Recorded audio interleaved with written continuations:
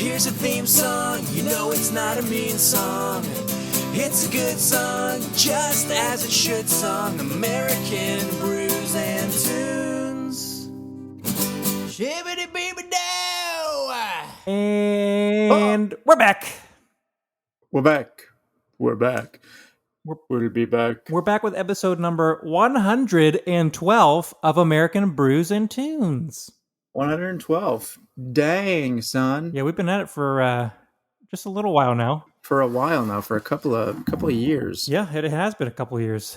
For those of you who listened to our last episode, and I don't even remember if we said what this episode was going to be, so I can't remember if we did either, but let's just do a recap. Why not? Here's a recap. Let's do a slight recap. So this episode, what we're going to do is we're going to talk about some albums that we got when we were kids. Well, at least I'm going to. I'm going to talk about this episode will be Steve's, well, like first three or just first few albums that you can remember, like getting, or CDs, I guess, or maybe you didn't get cassettes, did you? I had cassettes for a while, but then CDs came around. Yeah, okay. I was gonna say I'm pretty sure I only got CDs when I was but a youngin. But anyway, and then the next episode will be me talking about the albums that I got when I was a child. Yeah, so this will be a two-parter. On this one, I'll talk about my first few albums. Next episode, Jesse will talk about his. Yes, it'll be a grand old time. So there will be a two-parter.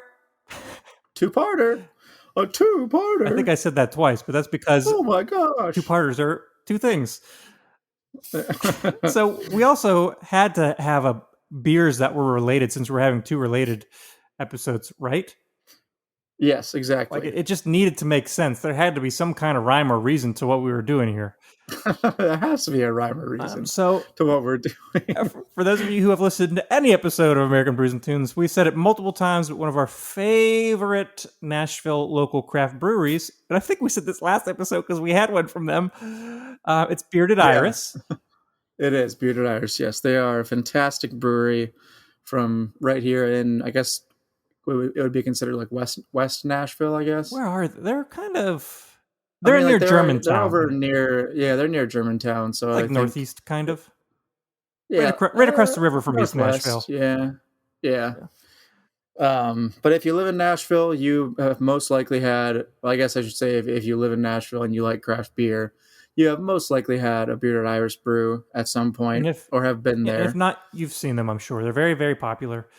And the two beers we're going to be having were special collaboration releases for their 5th anniversary. Yes. The one we're having this episode is called Rhyme. The one we're having next episode is called Reason. Rhyme and Reason. Yeah, so they're both IPAs, hazy IPAs, I believe. They're both double IPAs, yep. Double IPAs. Yes. And we'll talk more about Reason next episode, but for this episode, let's talk about the rhyme, because everybody likes it. I like a good rhyme. Everybody likes a good rhyme. This is a collaboration between Bearded Iris, of course, and 3 other breweries, which is kind of crazy. Normally, it's just one other brewery. Yeah. I've had ones where it was 2 other breweries, and I was like, whoa, 3 breweries working on one beer. That's crazy. But on this one, that's pretty cool, it's 4 total. And the other breweries are Modern Times Beer, Highland Park Brewery, and Golden Cheek Beer Company. They're all West Coast breweries. Modern Times is San Diego, Highland Park is Los Angeles, and Green Cheek is Orange County, I think. But yeah, so this is their West Coast. I have no idea. So I would assume that the Reason has perhaps not West Coast breweries. I would assume so. So yeah, maybe that one will be different. But this one is the West Coast, even though it's a New England style IPA. Right, yeah. I was going to say, I wonder if because they're all West Coast breweries, if they're like, are going to have any West Coast flair. I mean, like West Coast IPA flair in it. We'll find out when we crack it and try. But here's what the details say on everybody's favorite social networking app for beers, Untapped. It says rhymes. Whoever wrote this is goofy. Rhymes flows impeccably. Weaves Simcoe, Citra, Strata, and Citra Cryo. That's that new hop we learned about last week, remember? Oh, yeah. Yeah, Citra Cryo, yeah. That's all kinds of weird chemistry or whatever. But Citra Cryo into a lyrical dynamo of lemon meringue pie, fluffy Dole Whip, and a just scooped melon ball. Okay. Do you know anyone who actually scoops out melon with a melon ball scooper? Like a melon baller? Yeah. I mean, isn't like the melon baller what most people use to scoop out ice cream? Well, the melon baller makes it's like ice cream scoopers are like a big version of that. The melon ballers are really tiny. Do I know anybody who actually uses it for scooping balling melons? Yeah. I don't think so. I mean, that's got to be the purpose, right? Right. I mean, it's a melon baller. There's definitely some rhyme or reason to why they created it. Yeah, but I feel like people buy those and then use them for separate things, like not for actually balling melons, but for scooping certain size cookie doughs or something. Yeah, like scooping cookie dough or scooping out like whipped cream. Well, not whipped cream. You just use a spoon for that. Or scooping out ice cream or scooping out like, I don't know, something else, not a melon. Though. You have to look up this after this. You have to look up the size of a melon baller versus a ice cream scooper. Well, you see, Steve, I'm on my computer right now, and I can do just that. Yes, you can. Melon baller. So the one that I'm seeing is the one that I was thinking of, the one where you have like the two handles and you squeeze them together. Yeah. But then there are also other ones, like a double-sided melon baller that's literally just like a scooper. And I've never seen anybody use those I've never seen anybody have one. For scooping melons? Yeah, for scooping melons. But, I mean, I've seen people have like the squeeze handle one. Yeah, same here, but I've never... But generally people don't use that for melons, at least not in my experience. Me neither, but anyway, that's not the purpose of the episode of this podcast. We're not just here to talk about melon ballers. We're here to and whatnot. Talk about music and try beers. So let's open this beer. Yeah, let's do it. Got some cans here. Ooh, it smells immediately like Bearded Iris, of course. Oh yeah, it definitely does. Pretty light in color. Is it? Compared to at least the one we had last time, which was the triple home style. Yeah. This one's kind of like it's hazy. It's not the haziest New England IPA I've ever seen, but it's definitely hazy. Like a light straw color. Yeah, I was going to say the same thing. It definitely looks more like just a very light straw wheat color. It smells fruity and looks good. Soft. It smells soft. Wow. Yeah. Soft. It does smell fruity. Yeah, it smells good. It smells like a nice juicy. I don't know if it smells like a melon ball, but maybe it smells like Dole Whip. What is Dole Whip? It's like a thing from Disney World, I think. Like really? Dole, like the pineapple juice or something. And they put that in soft serve ice cream. So it's like pineapple ice cream? Yeah. You'll have to look, but it's like soft serve. Maybe I'll have to look up what Dole Whip is right now, too. I heard you have a computer in front of you. Yeah. I do have the power to just look up whatever I want right now on Google. And even if you didn't have that, I'm sure you have a cell phone, which has... Oh, yeah, there it is. Dole Whip. Dole Whip. Yeah, it's just like pineapple ice cream. Let's give it a try and see if we can pick up any Dole Whip or melon flavors. I'm trying to specifically pick up melon ball flavors. Well, here it goes, as we always say on American Brews and Tunes. Down the melon balling hatch. I don't know what that means, but just let it slide. I will definitely let that one slide, Steve. That's pretty good. It's a little more subtle than I thought it would be. It is a double IPA and it's coming in at 8%. But it is melony, not like watermelon, but like I think more like cantaloupe. Yeah, I'd say so. Right? Like it's more of like a rounded sweet. Like it's not very sharp. It's not like pungent. Mm-hmm. There might be some slight pineapple notes in there, but more. I think they're on the nose with spot on with the melon. Yeah. Did you call cantaloupe when you were younger, or did you have any other names for it? Well, I didn't like it, so I probably called it ew. But I think the only reason I ask The only reason I ask is because my dad always called it muskmelon. I've heard muskmelon before, but Okay. I wouldn't assume. Like I would think that maybe it's a different kind of melon. I wouldn't know that's the same thing. If I don't know. Yeah. Anyway, just a little sidebar there. I've heard it called just like regular melon, cantaloupe, or muskmelon. Muskmelon. Musk, which is a really strange name for a melon, Yeah, right? it's not, Like it's not muskmelon. musky. I don't think, right? Generally, musk is like an odor used to describe like an odor, right? Like, oh, they have a certain musk about them. I wouldn't associate it as like the most pleasant thing. Yeah, I know, same. That's why I always found it weird that it was called a muskmelon, or at least my dad called it a muskmelon. Go get a muskmelon for dinner. Oh, and make sure to grab a melon baller. Get the muskmelon from the cellar. It's a pretty solid beer, though. I like this. Yeah, I'm enjoying it. It's very easy to drink. It's not very malty. Yeah, it's really just really well rounded, juicy, and, really and delicious. Yeah, this is a good. Yeah, it's juicy, and I think the descriptor of melon definitely does describe the type of sweetness. Yeah. Like it's a dull sweetness. It's not like a punchy like strawberry sweetness or like. Agreed. There's no tartness, and it's just a nice. Yeah, it's just sweet. really well rounded. Tastes pretty good. Good summer beer. Easy to put this one back. Dangerous at 8%. Yeah. Yes, dangerous. Very dangerous at 8%. But shall I? I like it though. Shall I dive into my history of CDs? Yeah, let's talk childhood. Yeah. So, like we were talking about cassettes, there was a history of me and music before CDs, of course. I'd say my first introduction to like music, other than like, I don't know, like kids music that like my parents would play for me. Like I think they had a cassette called "We Sing Silly Songs" and like all kind of weird, goofy stuff. Yeah. But my first experience was probably through my dad because he would play records for me and my sister all the time.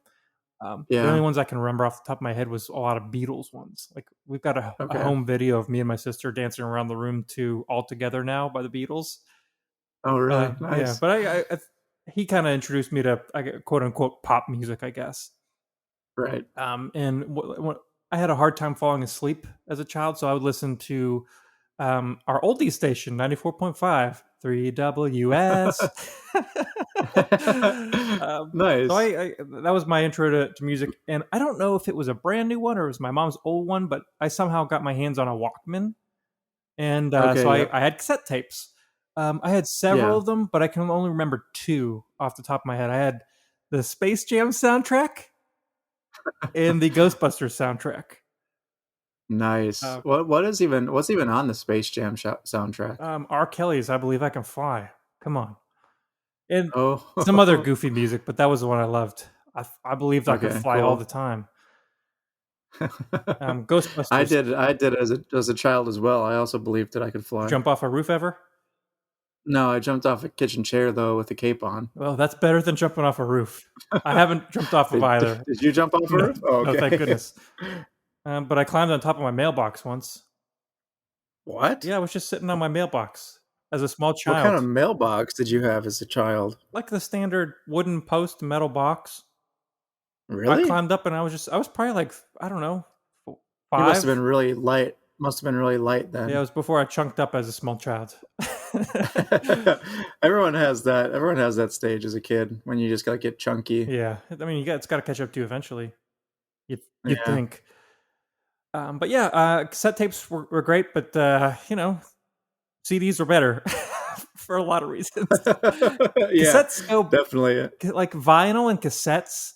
The more you play them, the more they deteriorate. It's just a fact that they will deteriorate over time. Yeah.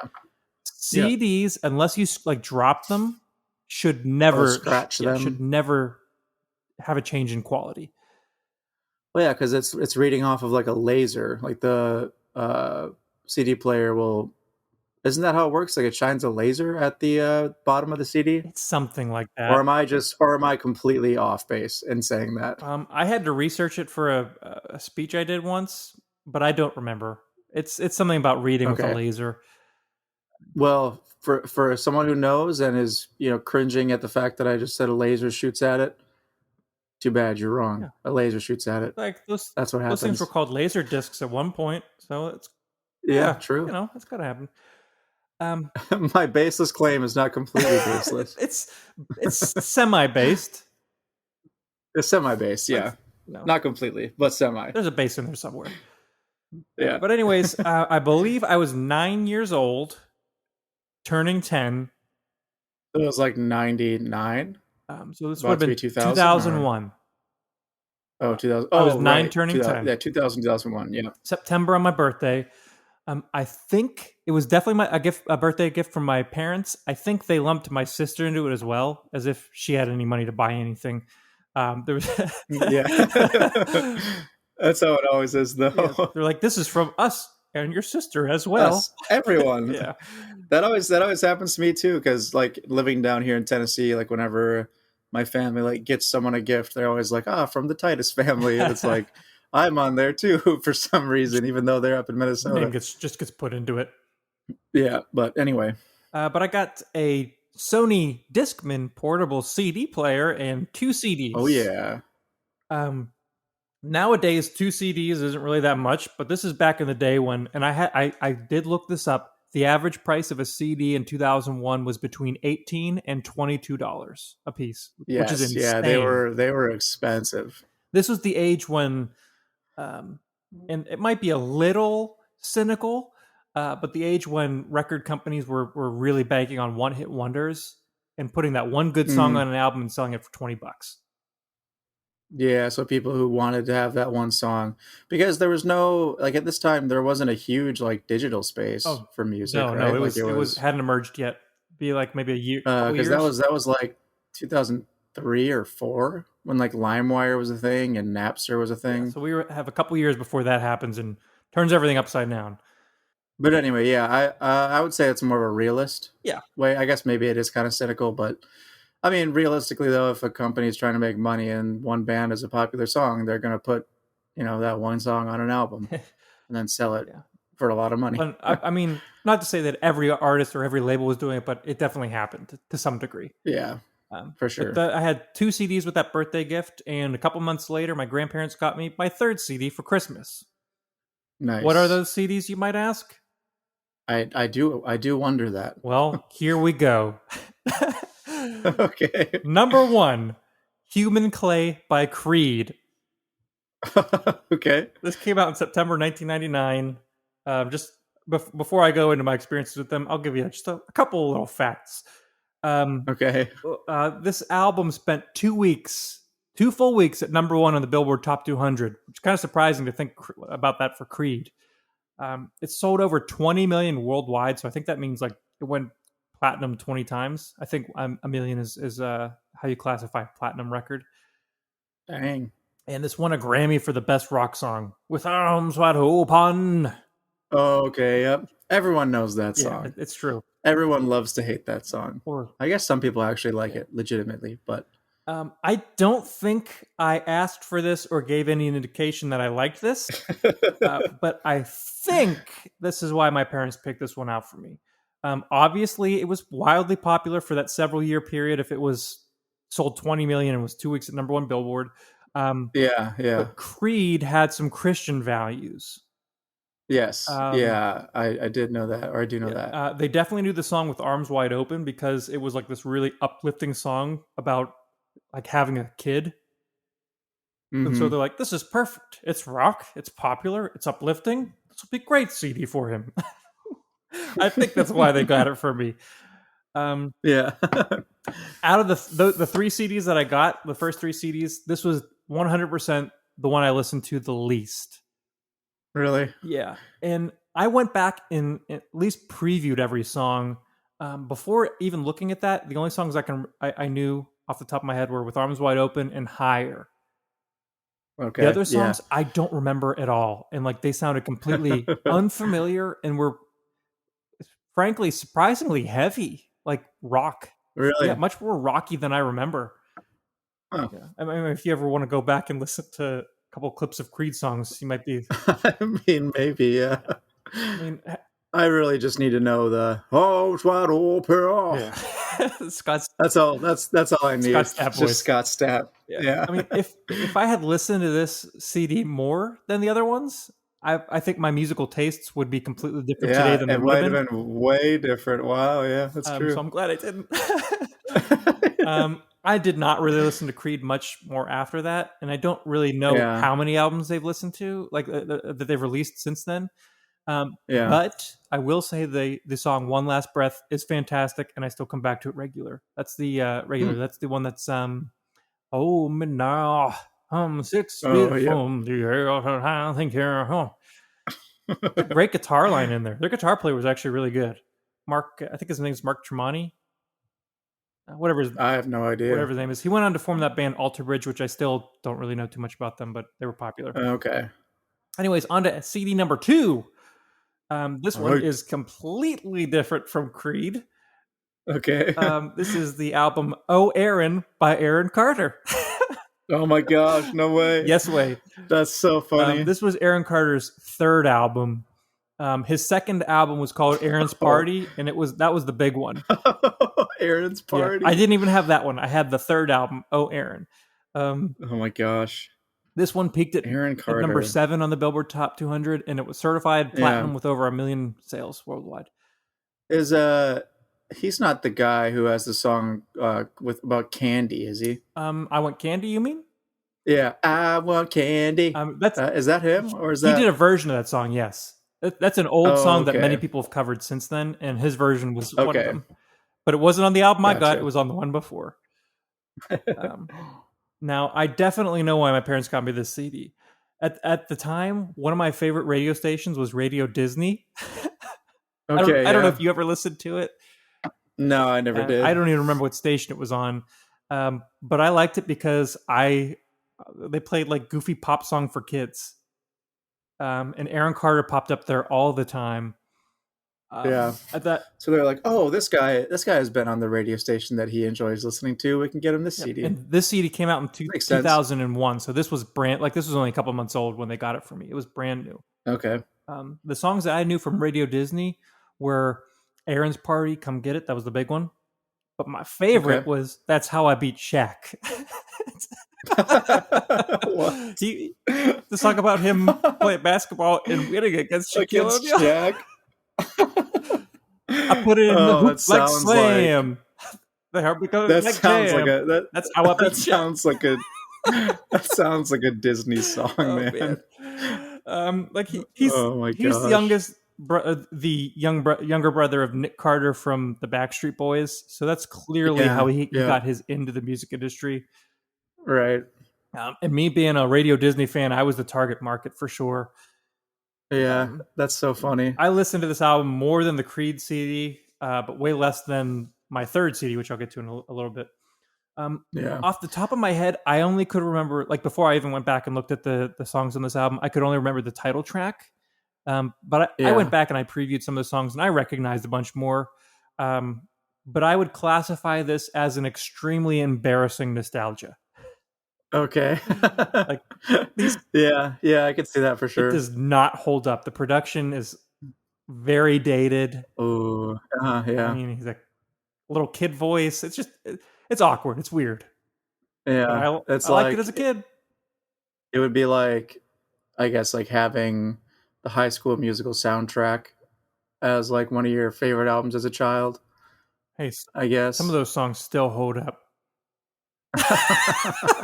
I don't think so, man. I don't know. I remember watching High School Musical once, and I don't remember how any of the songs go. I just remember them dribbling and being like, "Oh, you got to remember that. You gotta get your head in the game." Oh, you remember that song? That's right. Right? That's right. Yeah. I remember there's one about sticking to the status quo. I remember the line, but I don't remember how the song goes. Oh Stick my to the status quo. The status quo, ho, ho, ho. And they're like dancing around in their lunchroom. That's so weird. Like this huge school. There was a South Park episode where they did the High School Musical thing. Do you remember that? Yeah, I do remember that. It's a goofy. great episode. Zac Efron, the dude from High School Musical, he's went on to have a much better career after he got into actual comedy. But he did a Netflix documentary series. I can't remember what it's called, but it's something with Zac Efron, and he just goes to a different country looking for like, I don't know, like homeopathic healing things and like how different people live. What? It's kind of strange, but me and Becca that is really weird. Watched the entire series on our honeymoon. It was really strange, but really good at the same time. So if you're just looking for something to like watch that's not too in depth, whatever that show's called, give it a watch. I'm going to tell you right now that I will probably forget that you mentioned it, and I probably won't watch it. Maybe you'll stumble upon it. I don't know. It's possible. What is it on Netflix? Yes, it is. Oh, then maybe I will. Good old Netflix. All right, let's go to the last CD I got here. And this is, again, I got this a couple months after those first two CDs from my grandparents' Christmas. This was No Strings Attached by NSYNC. Okay. Yep. This is, without a doubt, the album I listened to way more than the other ones. Okay. I mean, that does make sense. Because at the time, like that, they were huge. Oh, by far and large. This was the best-selling album of 2000. It debuted at number 1 on the Billboard Top 200, but here's an even crazier statistic. It was number 1 on the Billboard 200 decade chart, so from 2000 to 2009. Oh, dang. Yeah. That's crazy. It had the two big songs from it were Bye Bye Bye and It's Gonna Be Me. So this was the biggest of the NSYNC albums by far and large. Definitely. And one of the biggest. I mean, like I never even really listened to NSYNC or like boy bands in general. But even I knew that song, those two songs. There's no avoiding it. It was everywhere. Yeah. You couldn't be a human and not know it. These were the days before the internet, children, or not before the internet, but before like this was not trending Spotify. On Twitter. Yeah, it wasn't trending on Twitter. It wasn't like, it was all, I guess, word of mouth or like radio or commercials at the time. All the above, yeah. And yeah, it's like, everybody knew about it. It was the number one thing. It was on MTV. It was on Nickelodeon. It was played in stores. The news probably talked about it. It was everywhere. Yeah. But anyways, I was kind of surprised that I got the CD because I wasn't expecting my grandparents to get me anything like that. Like I probably expected them to get me Hot Wheels cars because they always got me that and I liked it. Yeah. Sometimes they got me Gargoyles action figures, which I also liked. What are those gargoyle action figures? Did you ever watch the TV show Gargoyles? No, remember I never had. Oh, that's right. Oh, you missed it. It was a great show. They were like gargoyles that came to life and were heroes. You have to look it up later, but I loved it. But I mean, clearly I liked pop music. If my favorite thing was Radio Disney. And strangely, I like at the time and even still now, I liked Backstreet Boys better. But my sister, she had already had CDs at this point, so I'm thinking maybe she had some influence on what to get me, perhaps. Could be. Maybe it was her recommendation.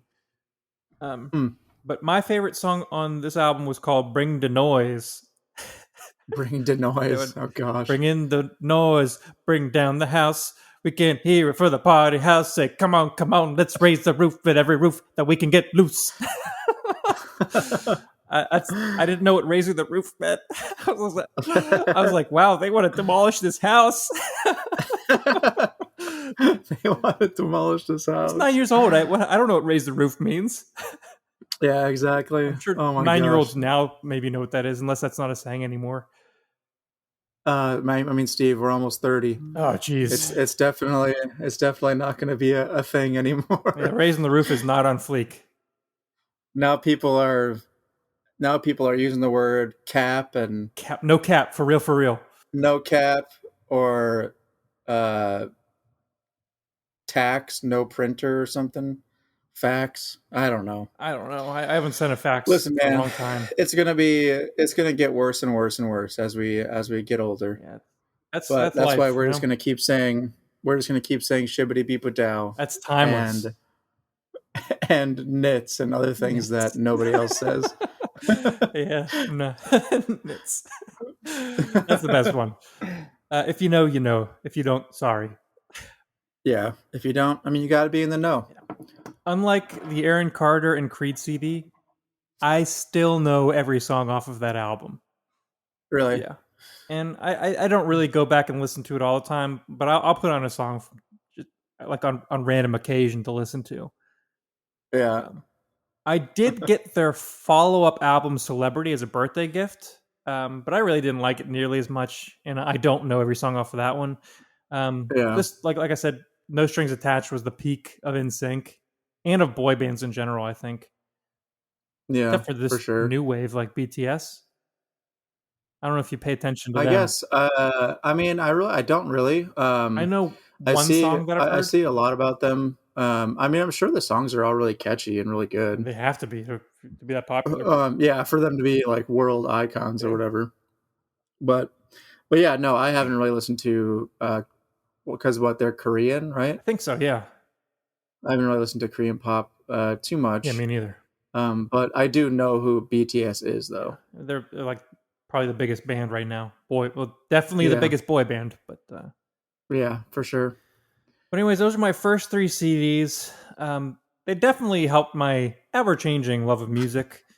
Yeah, but I wouldn't attribute those to the like genres I listen to now, or changed my musical listening preferences. There are 3 CDs that I would credit with that. I'm not going to go in depth. I'm just going to list them right now because why not? Okay. Number 1, yeah, why not? Smash Mouth, Astro Lounge. That album was without it. I didn't get that too far after these first 3 CDs, but that was the album I played to death. I love that one. AC/DC's Back in Black. That was the first CD I bought when I was learning guitar. The first CD I learned a song from and had to buy the CD to play along with. Yeah, was one of their songs? Yeah, I went Back in Black and You Shook Me All Night Long, so I had to buy the CD to play along with it. Nice. And then the rest of the album was like, this is great. And number 3, which is the biggest one, is Blink-182 Untitled. Yeah, that was the first Blink album I got. I was going to ask when, so that wasn't too much later. No, that you got that because that came out in 2003. I got that in 6th grade, which would have been 2000. It would have been 2003 or 2004 when I got it, because I didn't get it when it was brand new. But it was new enough because I switched guitar teachers and he taught me how to play Feeling This. And I was like, this is great. And before that, I had liked Blink-182, but I wasn't allowed to buy their music. So I got now that's what I call music CDs, the compilations, the ones that had Blink-182 songs on them. But this one, I went to Walmart. My parents were like, I guess you can get the edited version. So I listened to the album sans curse words until I was able to get the real one eventually. Yeah. But those are my first 3 albums, and it was an interesting childhood experience for me. Yeah, it's pretty diverse. Whenever we talk next episode about mine, they're not going to be as diverse as that. You never know. But you do know, because you know the 3 I do albums. know. You 100% know. Yes, I do know. And I'll be interested to hear if you have heard of a couple of them. Yeah, that I'm going to talk about. So we'll see. I mean, there are some pop CD albums that I got after these 3 that are I guarantee you've never heard of. I can't even remember the name. It was some group. There were definitely more CDs from bands that were played on Radio Disney. Yeah, like 18s and some other stuff like that. But I'm trying to blank on some of the other bands. But some wild, goofy stuff that I don't listen to anymore. Mm-hmm. But it is what it is. Yeah. So thoughts on the beer? It's still pretty solid. I would say it still has that same sort of rounded, sweet flavor. Yeah, it's really delicious. I would get this again. And fortunately, I have some more. If I'm not sure if they still have some or if they're all out from their 5th anniversary birthday party, but maybe we'll have to find some again because it is pretty tasty. It is. But if I was to go to Bearded Iris and they didn't have this, I wouldn't be disappointed because I just get something else. Yeah. Yeah, I wouldn't be upset for sure. Everything they do is usually pretty solid. Yeah, everything there is just fantastic. cultivate variety of IPAs. Yes. Pretty much. But anything they do, even their stouts or their other stuffs, are always really, really good. Yeah. But yeah, this is solid. Let's say we finish this and sign off until next week. Sounds like a plan. All right. Thanks again for listening, you guys. If you do have any thoughts, if you want to give us some praise or criticism, if you want to recommend an album for us to review, or if you just want to say hi, we're on all the social medias. Look up American Brews and Tunes, or send us an email at americanbrewsandtunes@gmail.com. Yeah. Thanks for listening. If you enjoyed it, share it. Say, hey, there's this cool podcast where they spent the first 10 minutes talking about melon ballers. And you should totally listen. And the rest of the time talking about who knows what. But anyway, thanks for joining us today. And raise your glass with us, as we always say on American Brews and Tunes. Cheers, clank down the hatch. Dirigible. Thanks again. My name is Stephen Johnston. Dirigible. Long story. You gotta ask Johnny Miller for that one. Okay. Well, it's more like when you take a sip of something. It started out as delicious, and then it just got to Johnny's weird words. So, yeah, for sure. You and I started saying, dirigible. Because what dirigible is an actual word, right? Yes, it is. Don't know what it means. Sure. Well, I do have Google. I can look it up. Nope, that's for another podcast. That's for the dictionary podcast. Wait, isn't dirigible like a flying craft? I have no idea. Don't tell me what it is. I don't want to know. Okay. All right. Well, hey, go look that up for yourselves. Thanks for joining us on American Brews and Tunes. We'll see you guys next time. Peace. Here's a theme song. You know it's not a mean song. It's a good song, just as it should song. American Brews and Tunes. Shibbity-beeby-da.